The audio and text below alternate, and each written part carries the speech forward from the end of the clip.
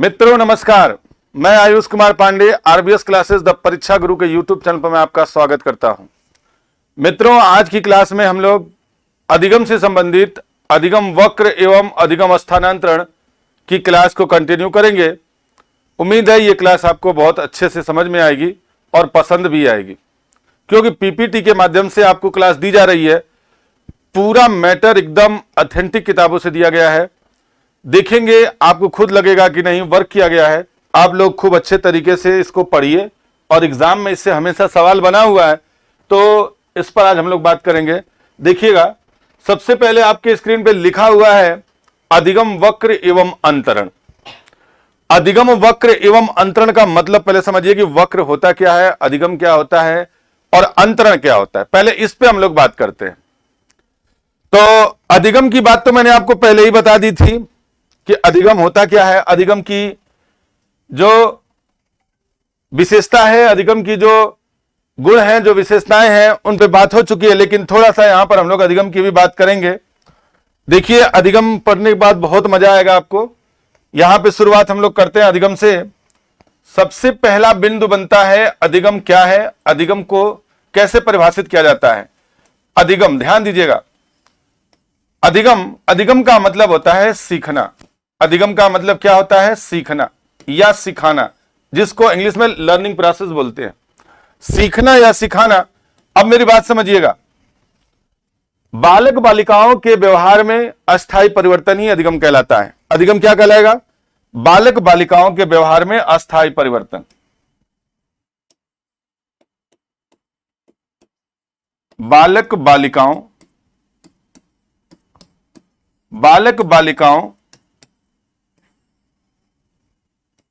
के व्यवहार में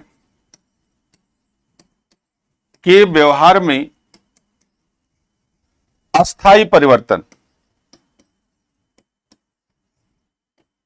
अस्थायी परिवर्तन ही क्या कहलाता है? अधिगम कहलाता है। दिल खोल के पढ़ना है, आज बहुत ही महत्वपूर्ण टॉपिक चल रहा है मित्रों। यहां पे बस ये ध्यान देना है कि अधिगम में अस्थायी परिवर्तन होता है। अगर अस्थायी परिवर्तन नहीं होगा तो अधिगम नहीं होगा। अब यहां पर हम परिवर्तन को दो भागों में विभाजित कर देते हैं। परिवर्तन को दो भागों में यहां पर विभाजित किया जाएगा, देखिएगा। और परिवर्तन दो प्रकार के होते हैं। पहला जो होगा अस्थायी परिवर्तन होता है, और दूसरा होता है अस्थायी परिवर्तन।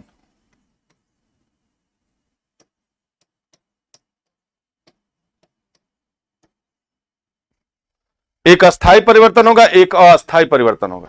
तो जब अस्थायी परिवर्तन होगा तभी क्या होगा? अधिगम होगा। तो अस्थायी परिवर्तन की बात मैंने अधिगम में बताई थी आपको कि अस्थायी परिवर्तन किन किन माध्यमों से होता है। जैसे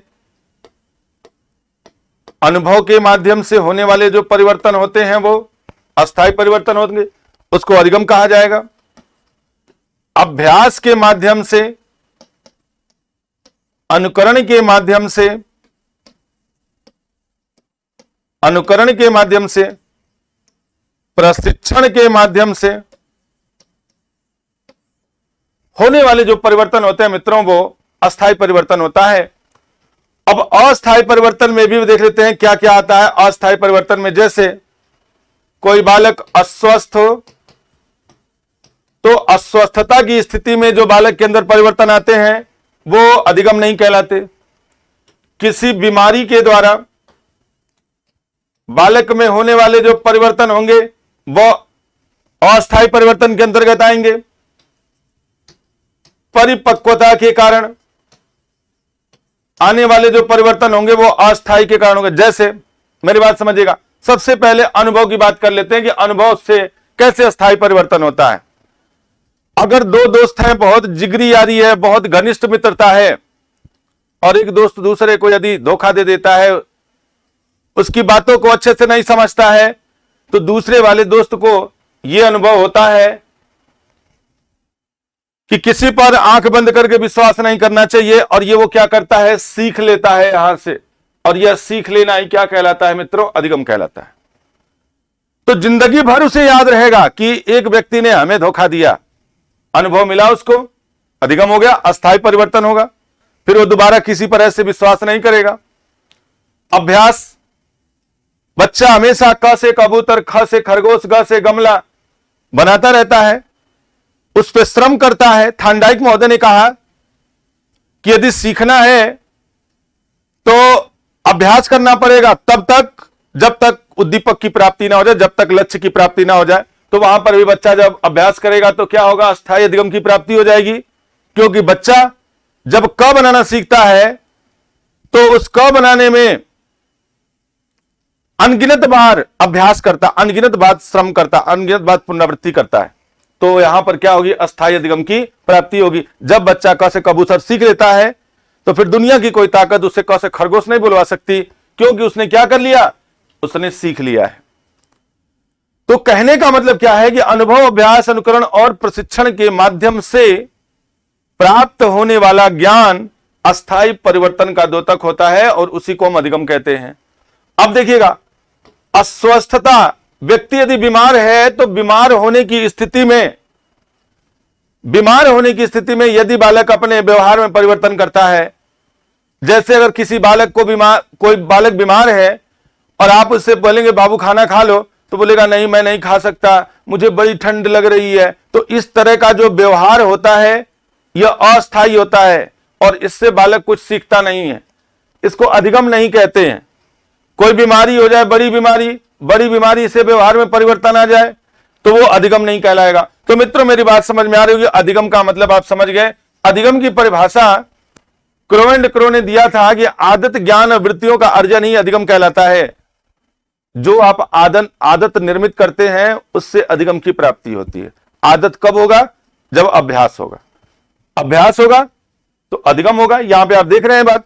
तो कहने का मतलब आदत, ज्ञान और वृत्तियों का अर्जन ही अधिगम कहलाता है। और आज की जो कक्षा है मित्रों, मैंने आपको पहले ही बताया था कि अधिगम वक्र और अधिगम अंतरण की क्लास आज चलेगी मित्रों, इसी पर आज हम लोग चर्चा करेंगे। तो देखिए, अधिगम वक्र पहले हम देखेंगे कि अधिगम वक्र क्या है, फिर उसके बाद हम लोग अंतरण की बात करेंगे, अंतरण की बात करेंगे। अब देखिएगा, अधिगम करने की प्रक्रिया में उन्नति प्रारंभ से लेकर अंत तक एक समान नहीं होती। कहने का मतलब सीखने की जो प्रक्रिया होती है, सीखने की प्रक्रिया शुरू से लेकर अंत तक एक समान नहीं होती है। उसमें क्या होता है, कभी वो तेज सीखता है, कभी धीरे सीखता है, कभी उसमें तीव्रता होती है या प्रगति होती है, तो कभी उसमें मंद होती है या मंदता हो जाती है। यदि ग्राफ पेपर पर सीखने की प्रगति या अवनति का रेखांकन किया जाए तो उसी को हम अधिगम का वक्र कहते हैं या उसी को हम अधिगम वक्र रेखा कहते हैं मित्रों। तो यह बात आपको समझ में आ गई। जब भी कोई बच्चा सीखता है, उदाहरण लीजिए, अगर बच्चा साइकिल चलाना सीखता है तो शुरू से लेकर अंत तक जो सीखने की प्रक्रिया होती है मित्रों, वह एक समान कभी नहीं होती। कोई बच्चा एक ही दिन में बैठ करके साइकिल धड़ल्ले से चलाना सीख नहीं जाता, धीरे धीरे सीखता है। तो वही बात, हमारे सीखने की गति और अभ्यास में जब हम तुलना करते हैं तो अभ्यास और अधिगम की प्राप्ति में जब हम एक रेखा बनाते हैं तो वहां पे एक वक्र निर्मित होगा जिसको अधिगम का वक्र कहते हैं। वही चीज यहां पे लिखी हुई है कि अधिगम करने की प्रक्रिया में उन्नति प्रारंभ से लेकर अंत तक एक समान नहीं होती। उन्नति घटती रहती है, बढ़ती रहती है, कभी उसमें तीव्र प्रगति होती है तो कभी मंद हो जाती है। यदि ग्राफ पेपर पर सीखने की प्रगति या अवनति का रेखांकन किया जाए तो उसमें जो रेखा बनती है उसी को हम अधिगम वक्र कहते हैं। और अधिगम वक्र की रेखाओं का प्रकार जो है वो 4 भागों में विभाजित किया गया है।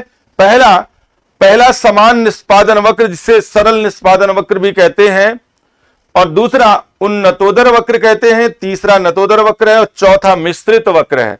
तो मित्रों, हम लोग इन वक्रों पर भी क्रमशः बात करेंगे कि इसमें समान निष्पादन वक्र क्या होता है। पहला पॉइंट हमारा समान निष्पादन वक्र का है। ध्यान दीजिएगा, समान निष्पादन वक्र के बहुत सारे उपनाम हैं, जिसको आप समान निष्पादन वक्र के नाम से तो जानते ही हैं। इसको रेखीय त्वरण वक्र भी कहा जाता है, इसको समान उपलब्धि वक्र कहते हैं। समान उपलब्धि वक्र या समान निष्पादन वक्र या रेखीय त्वरण वक्र का मतलब यह होता है कि जितना अभ्यास किया जाए उतना ही अधिगम की प्राप्ति हो जाए। ऐसे वक्र को हम सरल निष्पादन वक्र या त्वरण वक्र के नाम से जानते, रेखित त्वरण वक्र के नाम से जानते हैं, या इसको समान उपलब्धि वक्र, जितना प्रयास किया गया उतना अधिगम की प्राप्ति हो जाए तो वही हमारा क्या कहलाएगा, वही हमारा समान निष्पादन वक्र कहलाएगा। नीचे मित्रों लिखा गया है कि प्रत्येक प्रयास में सीखने की मात्रा समान रहा है, इस प्रकार का वक्र बहुत कम दशाओं में पाया जाता है। कहने का मतलब देखिएगा, यदि हम यहां पर थोड़ा सा फिगर पे ध्यान देना है कि यदि हम इसको कुछ पॉइंट से बना लें और ये देखें कि जो अधिगम की मात्रा है और जो अभ्यास की मात्रा है या जो प्रयास का अंक है, यदि हम दोनों को मिला दें, मान लीजिए एक पॉइंट किसी ने अधिगम किया तो एक पॉइंट उसको अधिगम की प्राप्ति होगी, दूसरा पॉइंट अभ्यास किया तो दूसरे पॉइंट अभ्यास की प्राप्ति, दूसरा पॉइंट अधिगम की मात्रा उससे मिलेगी। कहने का मतलब क्या है कि जितना आगे बढ़िएगा उतना ही अधिगम भी मिलेगा। तो यहां से जब इनको हम मिलाते हैं तो एक सरल वक्र का निर्माण होता है, इसलिए इसको हम समान उपलब्धि वक्र कहते हैं। जितना प्रयास या अभ्यास किया गया उतना ही अधिगम की मात्रा प्राप्ति होती है, उसी को हम अधिगम वक्र कहते हैं। और इस प्रकार का जो अधिगम वक्र होता है इसे हम समान उपलब्धि वक्र कहते हैं, समान उपलब्धि वक्र कहते हैं, समान उपलब्धि वक्र कहते हैं। तो याद रखना है इसका नाम क्या होगा, समान उपलब्धि वक्र होगा।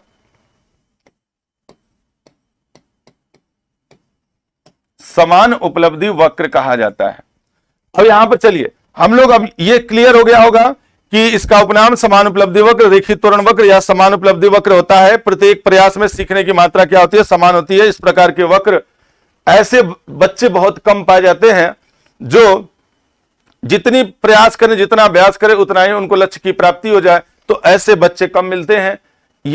ये बच्चे उस प्रकार के होते हैं जिनकी IQ 120 के ऊपर होती है। तो 120 के ऊपर वाली जो IQ होती है उनमें ज्यादा मेहनत करने की जरूरत नहीं पड़ती है, जितना मेहनत करते हैं उतना अधिगम की प्राप्ति होती है, और ये ऐसे बच्चे देखने में बहुत कम मिलते हैं। तो ये हमारा हो गया समान उपलब्धि वक्र। अब हम लोग बात करेंगे दूसरे वक्र की। दूसरा वक्र है उन्नतोदर वक्र। उन्नतोदर वक्र को देखते हैं क्या है। उन्नतोदर वक्र को हम ऋणात्मक वक्र भी कहते हैं या घटता निष्पादन वक्र भी कहते हैं। जो उन्नतोदर वक्र है इसके उपनाम है दो, पहला है ऋणात्मक त्वरण वक्र और दूसरा घटता निष्पादन वक्र। अब इस वक्र में होता क्या है, इस प्रकार की वक्र रेखा में प्रारंभ में वक्र बढ़ता है, अर्थात प्रारंभ में सीखने की दशा में क्या होती है, वृद्धि होती है, पाई जाती है, लेकिन बाद में अभ्यास में शिथिलता आ जाती है जिससे वक्र अंत में पठार का रूप ले लेता है। जैसे आप थोड़ा सा यहां से इतना अभ्यास किए तो आपको इतना जो है अधिगम की प्राप्ति हुई। अभ्यास आपने थोड़ा सा बढ़ा दिया, तो अभ्यास थोड़ा सा बढ़ाते हैं तो अधिगम की मात्रा में बहुत ज्यादा वृद्धि होती है। यह वृद्धि को प्रदर्शित करता है। शुरुआत में अभ्यास थोड़ा सा बढ़ा, अब देखिए थोड़ा सा और अभ्यास बढ़ा दिया जाए तो जितना आपने अभ्यास बढ़ाया उससे कई गुना अधिक अधिगम की मात्रा में वृद्धि हो रही है। तो कहने का मतलब क्या है, शुरू में अधिगम बढ़ेगा और बाद में अधिगम घटेगा। एक समय ऐसा आएगा कि आप चाहे कितना हूं प्रयास कर लीजिए, अधिगम उसी स्थान पे रुक जाता है। अब देखिएगा अधिगम बहुत थोड़ा सा हो रहा है, यह चीज आप समझ पा रहे होंगे। इतना अभ्यास किया तो अधिगम की मात्रा केवल इतनी हुई, लेकिन अब आप आगे बढ़ते जाइए, चाहे कितना हो प्रयास करिए, अधिगम एक ही स्थान पर क्या है, रुका हुआ है, और यहां पर पठार का निर्माण होता है। इसलिए ऐसे वक्र को घटता निष्पादन वक्र कहते हैं। निष्पादन वक्र कहते हैं, निष्पादन वक्र कहते हैं। इसमें शुरू में बढ़ेगा और लास्ट में घटेगा, तो इसी को हम उन्नतोदर वक्र कहते हैं। मेरी बात समझ में आ रही होगी। कन्वेक्स टाइप ऑफ कर्व होता है ये उन्नतोदर। इसमें शुरू में क्या होता है, अधिगम की मात्रा में वृद्धि होती है, फिर बाद में जो है अधिगम में पठार बन जाता है, जिसको हम घटता निष्पादन वक्र कहते हैं या ऋणात्मक त्वरण वक्र कहते हैं। तो ये हमारा दूसरा त्वरण भी आपको क्लियर हुआ होगा। चलिए अब हम लोग आगे बढ़ते हैं और तीसरे वक्र की बात करते हैं, नतोदर वक्र। अब जो नतोदर वक्र है, नतोदर वक्र जो है, यहां पे नतोदर वक्र जो है तीसरा पॉइंट है, जिसको कॉन्केव टाइप ऑफ कर्व कहते हैं। स्क्रीन पर आपके सामने बहुत जबरदस्त पीपीटी बना करके आपको समझाने का प्रयास किया गया है।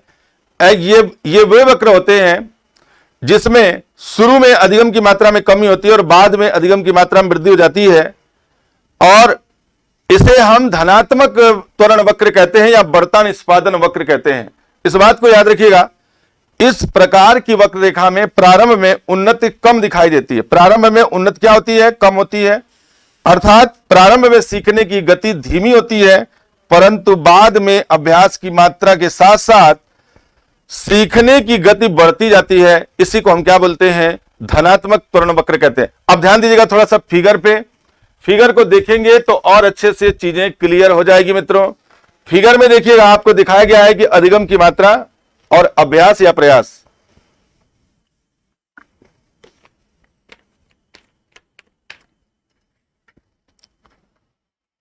यहां पर जो अधिगम की मात्रा है, आप मान लीजिए थोड़ा सा प्रयास करते हैं तो अधिगम की मात्रा भी थोड़ी सी मिलती है, फिर आप प्रयास थोड़ा और बढ़ाते हैं, फिर भी अधिगम बहुत थोड़ा सा बढ़ता है।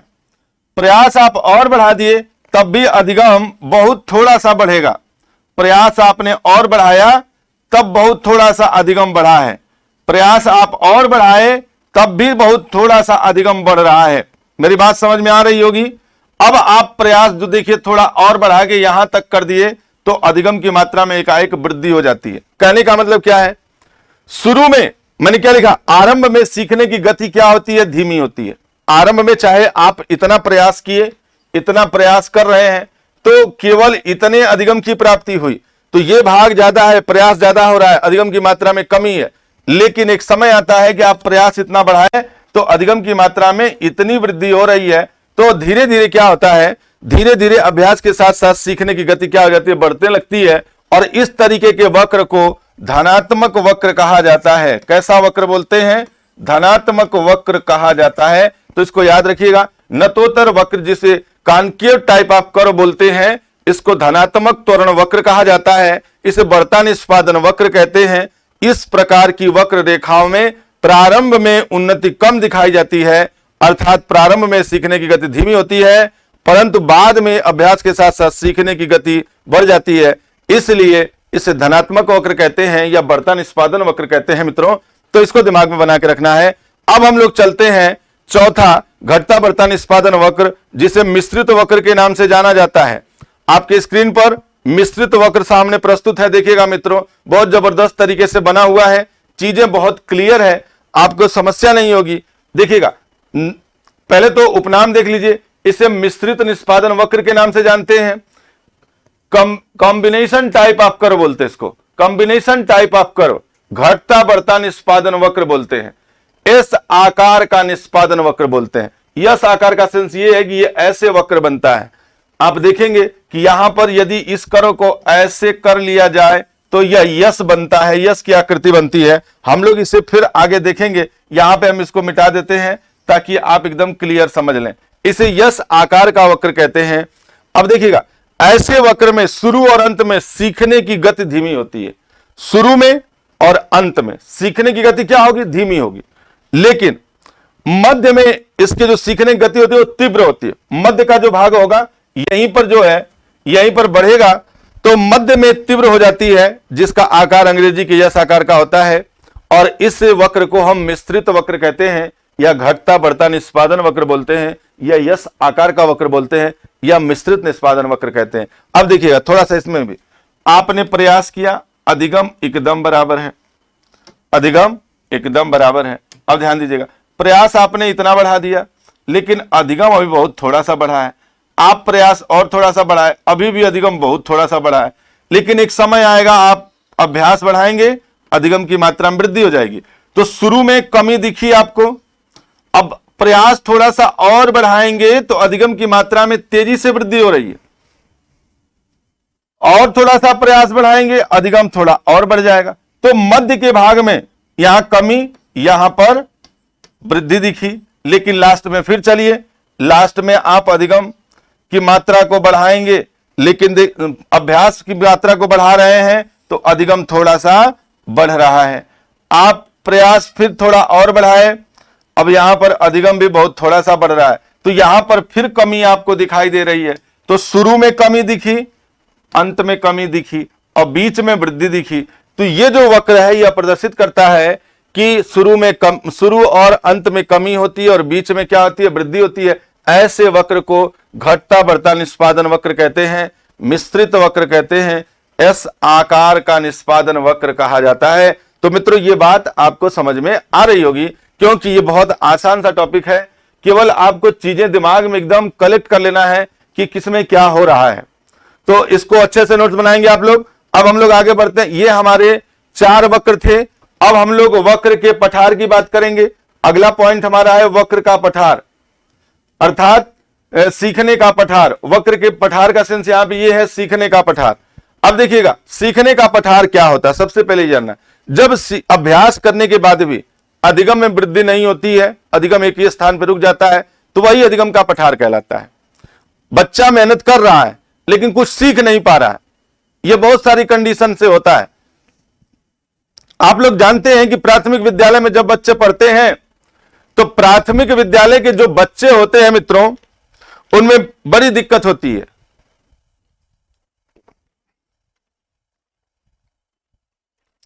यदि बच्चा का पढ़ने में मन न लगे, उसकी रुचि ना हो, बच्चा प्रेरित ना हो, तो चाहे कितना वो अभ्यास कराइए बच्चा नहीं सीख सकता है। अभी प्रेरणा बहुत जरूरी होती है किसी चीज को सिखाने में। अगर आप कुछ सिखाना चाहते हैं किसी को तो पहले बालक को प्रेरित करना पड़ता है। अगर प्रेरित नहीं किया तो पठार बनेगा। तो सीखने के क्षेत्र में देखिएगा, पहले तो परिभाषा हम लोग देखते हैं क्या है। हंसराज भाटिया ने कहा है, क्या कहा है कि सीखने के दौर आगे न बढ़ने की अवस्था पठार है। आप सीख रहे हैं और आगे नहीं बढ़ रहे हैं तो वहां क्या बन जाएगा, पठार बन जाएगा।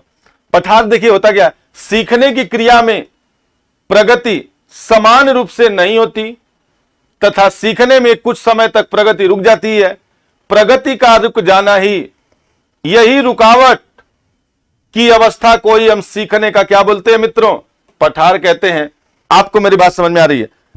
कोई भी बच्चा कुछ भी सीखता हो, यदि मान लीजिए 2 का पहाड़ा हम विद्यालय में बच्चे को कह रहे हैं कि 2 एक कम 2, 2 दूना 4, 2 तिहाई 6, 2 चौको 8 और 2 पच्चे 10, 2 छक्के 12, 2 सत्ते 14, 2 अट्ठे 16, 2 नवा 18, 2 दहा में 20। अगर 20 का 2 का पहाड़ा हमको बच्चे को याद कराना है मित्रों, तो सबसे पहले हम क्या करते हैं, पूरे स्कूल के बच्चों को एक साथ बैठा लेते हैं। तो उसमें से कुछ बच्चा तो सीख लेता है लेकिन कुछ बच्चे ऐसे भी होते हैं जो नहीं सीख पाते हैं।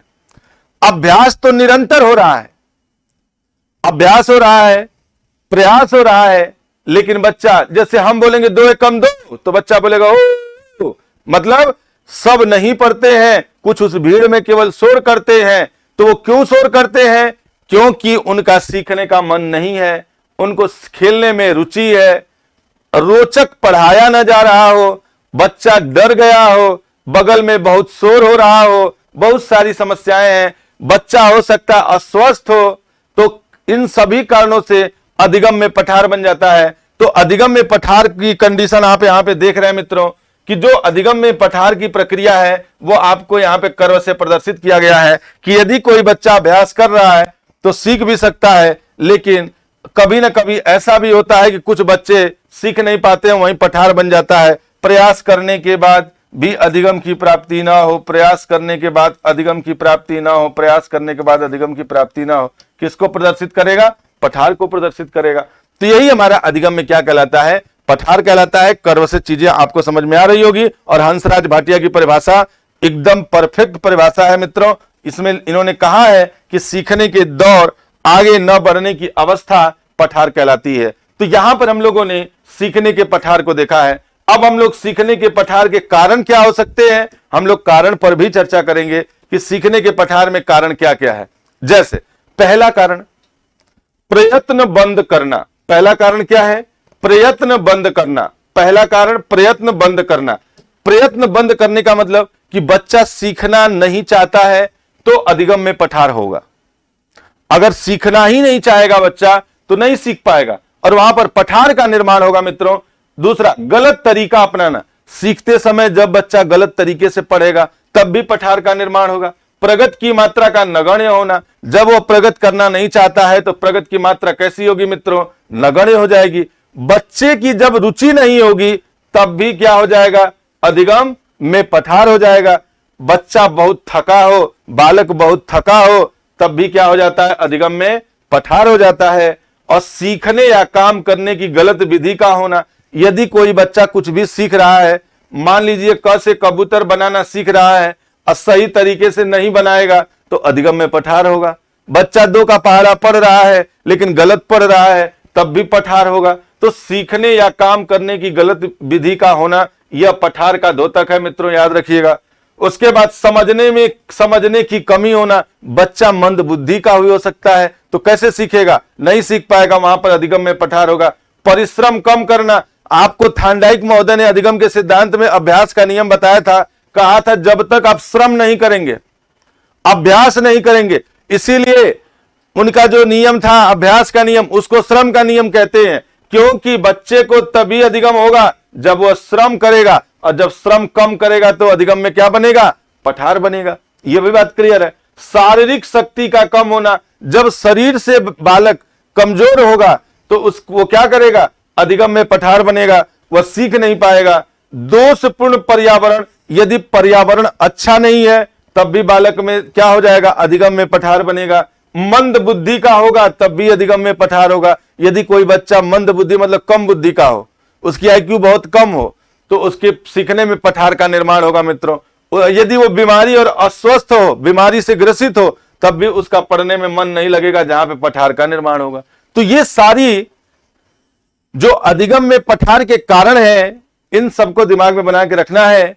जो एग्जाम में कभी न कभी एक आध सवाल इससे भी पूछ लेता है कि अधिगम में पठार होने के कौन कौन से कारण हो सकते हैं, या निम्न में से कौन सा कारण नहीं है। इस तरीके का सवाल आपके एग्जाम में बना हुआ है मित्रों, तो इसको भी याद रखना है। चलिए हम लोग आगे बढ़ते हैं, अगली स्लाइड को देखते हैं। और अगले स्लाइड में हम लोग पढ़ेंगे अधिगम अंतरण या स्थानांतरण। अब देखिएगा मजा आने वाला है। कर्म खत्म हुआ, अब हम अंतरण की बात करते हैं। अंतरण क्या है? देखिए, पहले सीखी गई अनुक्रिया कौशल, सबसे पहले अधिगम का मतलब पता है, अंतरण की बात कर लेते हैं। पहले सीखी गई अनुक्रिया कौशल, बाद में सीखी गई अनुक्रिया कौशल को जब किसी भी तरीके से क्या करने लगे? प्रभावित करने लगती है या उस पर प्रभाव डालने लगती है, तो उसी को अधिगम अंतरण कहते हैं। साफ साफ शब्दों में लिखा हुआ है मित्रों कि जब पहले सीखी गई अनुक्रिया कौशल बाद में सीखी जाने वाली अनुक्रिया कौशल पर क्या करने लगे? प्रभाव डालने लगे, तो उसे अधिगम का अंतरण कहते हैं। जैसे उदाहरण से समझिएगा, मान लीजिए आपने गणित पढ़ा, गणित पढ़ने के बाद भौतिक पढ़ेंगे, तो बताइए गणित के जो शब्द हैं वो आपको भौतिक में सहायता देंगे कि नहीं देंगे? तो आपका जो अधिगम होगा वो थोड़ा सा आपको सहूलियत मिल जाएगी। तो इसी को हम अंतरण कहते हैं। अंतरण को ट्रांसफर बोला जाता है। क्या बोलते हैं? अंतरण को ट्रांसफर बोलते हैं। तो दूसरे शब्दों में लिखा है कि जब एक विषय क्षेत्र में प्राप्त अनुभव दूसरे विषय क्षेत्र में सीखने में प्रभावित करता हो या उसे अधिगम अंतरण कहते हैं। प्रभावित करता हो या सहायता पहुंचाता हो उसे हम अधिगम अंतरण कहते हैं। प्रभावित करता हो तो उसे अधिगम अंतरण कहते हैं। प्रभावित करता हो या सहायता प्रदान करता हो तो उसे भी हम अधिगम अंतरण कहते हैं। कोई भी बात बोल सकते हैं, यहां पे जरूरी नहीं कि जो लाइन लिखा है वही आप बोलें। दूसरे शब्दों में लिखा हुआ है कि जब एक विषय क्षेत्र में प्राप्त अनुभव दूसरे विषय क्षेत्र में सीखने में प्रभावित करता हो तो उसे अधिगम अंतरण कहते हैं, या प्रभावित करता हो तो उसे हम अधिगम अंतरण कहेंगे। अब देखिएगा, अधिगम अंतरण के जो प्रकार हैं वो 3 प्रकार हैं। पहला सकारात्मक, दूसरा नकारात्मक, तीसरा शून्य अंतरण। तो यहां पर मैंने उदाहरण आपको बताया। क्या उदाहरण बताया? कि गणित पढ़ने के बाद क्या पढ़ना? भौतिक विज्ञान पढ़ना। तो जो भौतिक विज्ञान है वो इसमें क्या करेगा? सहायता करेगा, और भौतिक विज्ञान गणित में भी सहायता करेगा। तो यहां पे अंतरण हो रहा है मित्रों। और सकारात्मक अंतरण 3 भागों में विभाजित है, क्षैतिज, ऊर्ध्वांतरण और द्विपार्श्विक अंतरण। ये 3 प्रकार के हैं। हम लोग एक एक अंतरण की बात कर लेते हैं। सबसे पहले सकारात्मक अंतरण की बात करते हैं। सकारात्मक अंतरण है क्या? अब ध्यान दीजिएगा, सकारात्मक अंतरण होता क्या है? सकारात्मक अंतरण वह अंतरण है कि जब एक क्षेत्र में प्राप्त किया गया ज्ञान दूसरे क्षेत्र में प्राप्त किए ज्ञान में सहायता प्रदान करता, उसी को हम सकारात्मक बोलते हैं। और सकारात्मक का एक भाग है क्षैतिज। सकारात्मक का पहला भाग है क्षैतिज। क्षैतिज अंतरण क्या होता है? जब एक विषय क्षेत्र में प्राप्त किया गया अनुभव उसी के समान दूसरे विषय क्षेत्र में सीखने में क्या करने लगे? सहायता पहुंचाता हो, तो उसी को हम क्षैतिज अंतरण कहते हैं। उदाहरण, गणित पढ़ने के बाद भौतिक विज्ञान पढ़ना क्षैतिज अंतरण कहलाता है। क्षैतिज मतलब समान लाभ पहुंचाए। गणित पढ़ा और फिर उसके बाद भौतिक पढ़ा, हिंदी पढ़ा फिर संस्कृत पढ़ा। दूसरा उदाहरण भी बना सकते हैं यहां पे, जैसे हिंदी पढ़ने के बाद संस्कृत पढ़ना, यह कैसा अंतरण होगा? क्षैतिज अंतरण कहलाए, क्योंकि हिंदी का संस्कृत से, संस्कृत का हिंदी से बहुत संबंध है। व्याकरण पढ़िए, दोनों में समानता मिलने लगती है, तो हमें क्या होगा? इससे लाभ मिलेगा। तो ये उम्मीद है आपको समझ में आ रहा होगा कि सकारात्मक अंतरण या धनात्मक अंतरण क्या होता है। सकारात्मक अंतरण या धनात्मक अंतरण एक समान विषय क्षेत्र की बात करता है।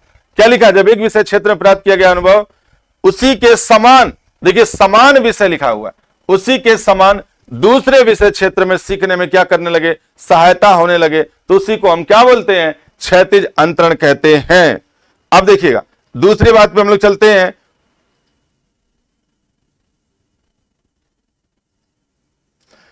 थोड़ा सा हम लोग यहां पे ये भी देखेंगे।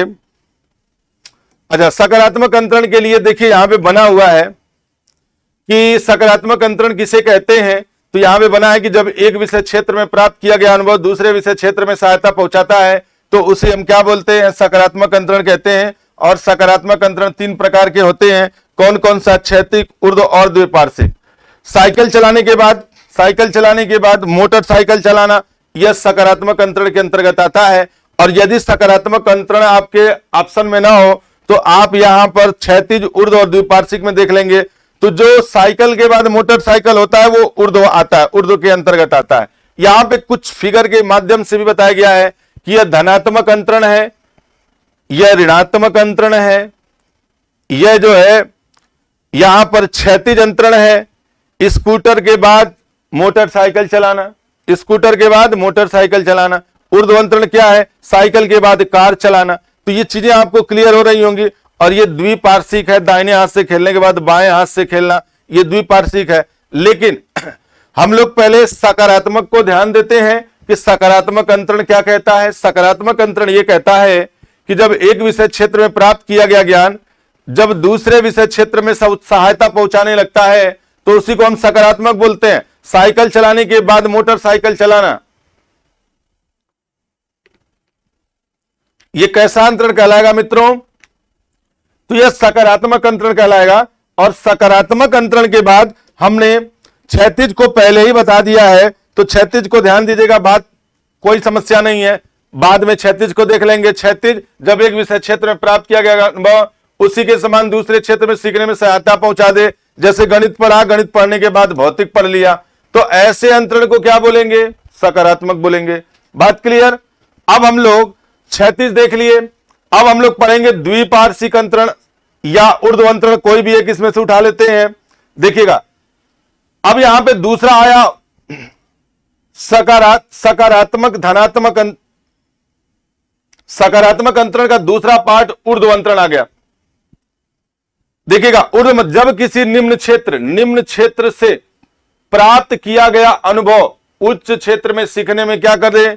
सहायता पहुंचाता हो, तो उसी को हम क्या बोलेंगे? ऊर्ध्व अंतरण बोलते हैं। ऊर्ध्व अंतरण में देखिए लड़का साइकिल चलाता है, साइकिल चलाने के बाद कार चलाता है, साइकिल चलाने के बाद कार चलाता है। और पिछली स्लाइड में आपको मैंने ये दिखाया था कि यहां पर देखिएगा धनात्मक अंतरण, पॉजिटिव अंतरण क्या है और ऋणात्मक क्या है और क्षैतिज क्या है। क्षैतिज में स्कूटर चलाया, स्कूटर के बाद मोटरसाइकिल चला रहा है, समान क्षेत्र है, तो हॉरिजॉन्टल ट्रांसफर हो रहा है मित्रों यहां पे, स्कूटर के बाद मोटरसाइकिल। अब हम दूसरा हमारा ऊर्ध्व था, तो साइकिल चलाने के बाद लड़का क्या चला रहा है? कार चला रहा है, वर्टिकल ट्रांसफर हो रहा है, छोटे से बड़े की तरफ, वर्टिकल ट्रांसफर छोटे से बड़े की तरफ। और जब हम द्विपार्श्विक की बात करते हैं तो यहां पे पॉजिटिव ट्रांसफर होता है। कैसे? दाएं हाथ से खेलना, फिर बाएं हाथ से खेलना, तो यहां पर द्विपार्श्विक होगा। तो क्षैतिज आप लोग देखे हैं। अब हम लोग यहां पे बात कर रहे थे ऊर्ध्वांतरण की, कि जब किसी निम्न क्षेत्र में प्राप्त किया गया अनुभव उच्च क्षेत्र में सीखने में सहायता पहुंचाता है तो उसे ऊर्ध्वांतरण कहते हैं। बच्चा यहां साइकिल चलाता है, साइकिल चलाने के बाद क्या कर रहा है, साइकिल चलाने के बाद कार चला रहा है, इसको हम क्या बोलते हैं मित्रों, ऊर्ध्वांतरण कहते हैं। निम्न क्षेत्र में प्राप्त किया गया ज्ञान उच्च क्षेत्र में जब हमें सहायता पहुंचाने लगता है तो हम उसी को ऊर्ध्वांतरण कहते हैं। बात क्लियर? चलिए आगे बढ़ते हैं। अब हम लोग द्विपार्श्विक अंतरण की बात कर लेते हैं कि द्विपार्श्विक अंतरण क्या है। देखिएगा, द्विपार्श्विक अंतरण आपको पहले ही द्विपार्श्विक का उदाहरण से समझ जाएंगे कि यहां पर दाएं हाथ से बैडमिंटन खेला जा रहा है और यहां पर बाएं हाथ से बैडमिंटन खेला जा रहा है। तो जब शरीर के किसी एक क्षेत्र में अर्थात शरीर के किसी एक भाग में प्राप्त ज्ञान शरीर के दूसरे भाग को क्या करने लगे, सहायता पहुंचाने लगे, तो उसी को हम द्विपार्श्विक कहते हैं। जब शरीर के किसी एक भाग को दिया गया प्रशिक्षण शरीर के दूसरे भाग में, यहां पे थोड़ा मिसप्रिंट है मित्रों, सिनांतरित लिखा हुआ है तो सिनांतरित मत लिखिएगा। दूसरे भाग में क्या पहुंचाने लगे, सहायता पहुंचाने लगे। क्या पहुंचाने लगे, सहायता पहुंचाने लगे। सहायता पहुंचाने लगे या दूसरे भाग में सहायता हो जाए तो उसे द्विपार्श्विक अंतरण कहते हैं। दाएं हाथ से बैडमिंटन खेलने के बाद बाएं हाथ से बैडमिंटन खेलना, यह पॉजिटिव ट्रांसफर की बात करता है। अब मेरी बात समझिएगा, आप लोग 3 इडियट मूवी देखे होंगे। 3 इडियट मूवी में जो वायरस है, 3 इडियट मूवी में वायरस का नाम आप लोगों ने सुना होगा। और वायरस करता क्या है, दाएं हाथ से भी लिखता है और बाएं हाथ से भी लिखता है। तो बोले 3 इडियट का वायरस दाएं बाएं दोनों हाथ से लिखता है। दोनों हाथों से क्या करता है, लिखता है। दोनों हाथों से लिखता है। तो याद रखना है, यह भी उदाहरण किसका हो जाएगा, द्विपार्श्विक अंतरण का होगा। तो मित्रों यहां पर हम लोगों ने अंतरण में मतलब कितना देख लिए, सकारात्मक अंतरण समाप्त कर दिए। अब हम लोग आएंगे कहां पे, नकारात्मक अंतरण की बात करेंगे कि नकारात्मक अंतरण क्या होता है। अब देखिएगा, नकारात्मक अंतरण जब एक परिस्थिति में प्राप्त अनुभव दूसरी परिस्थिति या विषय क्षेत्र में सीखने में बाधा खड़ा करता है तो उसे हम नकारात्मक अंतरण कहते हैं। नकारात्मक अंतरण को समझाने के लिए मैं आपको यहां पे 2 प्रकार बताया हूं। पहला जो अंतरण है नकारात्मक अंतरण का, पहले अंतरण को हम बोलते हैं पूर्वलक्षी नकारात्मक अंतरण और दूसरा है प्रतिलक्षी नकारात्मक अंतरण। तो जो पूर्वलक्षी नकारात्मक अंतरण होता है, रिट्रोएक्टिव नेगेटिव ट्रांसफर इसे बोलते हैं। उदाहरण से ही इसे हमें समझना है। दूसरी कविता याद कर लेने के पश्चात पहले याद की गई कविता का भूल जाना पूर्वलक्षी नकारात्मक अंतरण कहलाता है। दूसरी कविता, जैसे छोटे बच्चे हैं, मछली जल की रानी है, उसका जीवन पानी है, हाथ लगाओ डर जाएगी, बाहर निकालो मर जाएगी, पहली कविता याद कर लिया। अब देखिएगा, दूसरी कविता याद कर लेने के पश्चात फिर उसे दूसरी कविता याद कराया गया, चंदा मामा दूर के। तो ये जब याद करा लेते हैं तो बच्चों में अक्सर ये देखा जाता है कि जो पहले की कविता है उसमें वो थोड़ा सा गड़बड़ाने लगते हैं या पहली कविता दूसरी कविता का मिक्सअप कर देते हैं। तो यहां पे ये अंतरण क्या कहलाता है, पूर्वलक्षी कहलाता है। रिट्रोएक्टिव नेगेटिव ट्रांसफर इसे बोलते हैं। दूसरी कविता याद कर लेने के पश्चात पहले याद की गई कविता का भूल जाना नकारात्मक अंतरण कहलाता है। अब देखिएगा, प्रतिलक्षी नकारात्मक अंतरण, प्रोएक्टिव नेगेटिव ट्रांसफर, पहले याद की गई कविता के पश्चात यदि दूसरी कविता याद करने में बाधा उत्पन्न हो अथवा स्मृति में पहली कविता की पंक्ति का सार अथवा स्मृति में पहली कविता पंक्ति का जो सार है वो उसके मस्तिष्क में ना आए तो उसी को हम क्या बोलते हैं, प्रतिलक्षी कहते हैं। मतलब पहले याद की गई कविता की पश्चात दूसरी कविता याद करने में बाधा उत्पन्न हो जाए तो उसी को हम क्या बोलते हैं, प्रतिलक्षी नकारात्मक अंतरण कहते हैं मित्रों। तो यहां पर हम लोगों ने नकारात्मक अंतरण देखा है। अब हम लोग आगे बढ़ते हैं शून्य अंतरण। शून्य अंतरण को देखिए क्या है, जब एक विषय क्षेत्र में प्राप्त अनुभव दूसरे विषय क्षेत्र में सीखने में किसी प्रकार से प्रभावित ना करे तो उसी को हम शून्य अंतरण कहते हैं। जैसे गणित के बाद संस्कृत पढ़ना, कला के बाद हिंदी पढ़ना, तो इस तरीके का जो अंतरण होगा वह शून्य अंतरण कहलाता है। इस तरीके से आप लोगों ने देखा कि जो अंतरण की प्रक्रिया है मित्रों, सकारात्मक है, नकारात्मक है और शून्य है। तो सकारात्मक 3 प्रकार का आपने देखा, नकारात्मक 2 प्रकार का देखा और शून्य का कोई प्रकार नहीं है। और नकारात्मक अंतरण में आपने पहला पूर्वलक्षी देखा, दूसरा प्रतिलक्षी देखा। पूर्वलक्षी में दूसरी कविता याद कर लेने के बाद पहली कविता का भूल जाना, और प्रतिलक्षी में पहले याद की गई कविता के बाद जब दूसरी कविता याद करते हैं तो उसमें बाधा पहुंचे, तो बाधा जब उत्पन्न होगी तो यह क्या कहलाएगा, प्रतिलक्षी कहलाएगा। तो इस तरीके से नकारात्मक और सकारात्मक दोनों अंतरण हमारे और शून्य अंतरण, तीनों अंतरण हमारे समाप्त हुए। तो ये वीडियो आज हमारी यहीं पे समाप्त होगी मित्रों। आप लोग इस वीडियो को अच्छे से देखें, सुने, समझें और अपने जीवन में, एग्जाम में, परीक्षा में इसका लाभ उठाएं। इसी के साथ आज हम अपनी वाणी विराम देते हैं। नमस्कार, जय हिंद, जय भारत।